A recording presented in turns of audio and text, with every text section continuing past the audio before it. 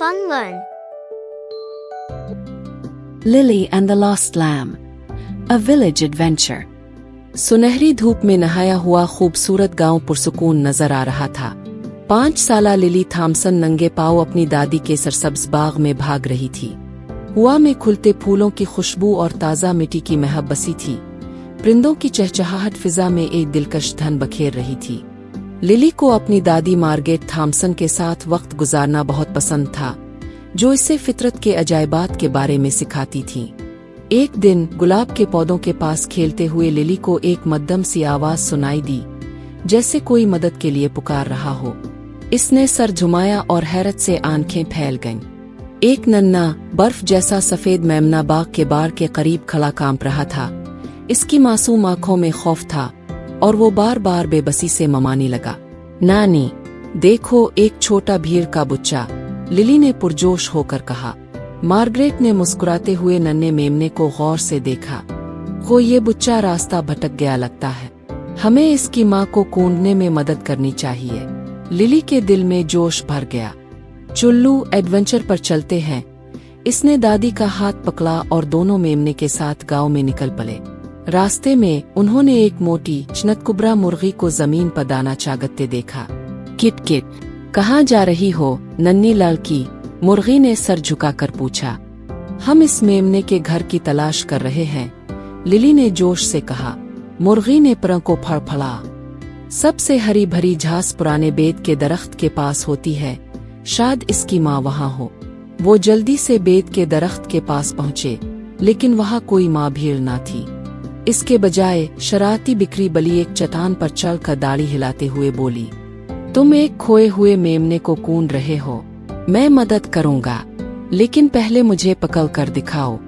Lily ने मुस्कुराते हुए पीछा किया। हंसते हुए आखिरकार बिक्री की गर्दन पर हाथ रख किया। अब मदद करोगे? बली बिक्री हंसा। अच्छा ठीक है, खेतों के इस पार की चरागाह में देखो। लिली और मार्गरेट आगे बढ़ते रहे और बली बिक्री भी उनके साथ शामिल हो गया। सूरज आहिस्ता आहिस्ता गुरूब होने लगा और लिली को परेशानी होने लगी कि कहीं वो माँ भीड़ को कूंढ ना पाई। तभी वो एक सुनहरी चरागाह में पहुँचे, जहाँ बसो नामी एक बड़ी नरम दिल गाय खड़ी थी। बसो, क्या तुमने किसी माँ भीड़ को अपना बुच्चा फूंदते देखा? मार्गरेट ने पूछा। बसो ने नरमी से सर हिलाया। हाँ, वो कुछ देर पहले यहाँ से गुजरी थी। वो बेचैनी से अपने बच्चे को तलाश कर रही थी। वो शायद पुरानी चुकी के करीब हो। लिली खुशी से चमक उठी। चुल्लू, जल्दी करे। वो भागते हुए पुरानी चुकी के पास पहुँचे और वहाँ का मंजर देखकर लिली का दिल खुशी से झूम उठा। एक माँ भीड़ बेचैनी से चक्कर लगा रही थी, हर तरफ देखकर अपने बच्चे को कूंढ रही थी। नन्हा मेमना खुशी से ममा और दौड़कर अपनी माँ के पास जा पहुँचा। माँ भीड़ ने फौरन अपने बच्चे को नरमी से सूंधा और खुशी से इसका जिस्म सहलाने लगी। लिली और मार्गरेट ये जज्बाती मंजर देखकर मुस्कुरा दी। हमने कर दिखाया नानी, लिली ने खुशी से कहा। मार्गरेट ने नरमी से इसके कंधे पर हाथ रखा। हाँ मेरी प्यारी बेटी, क्योंकि हमने एक दूसरे की मदद की और ख्याल रखा। वापसी पर आसमान में सूरज गुलाबी और नारंगी रंगों में डूब चुका था।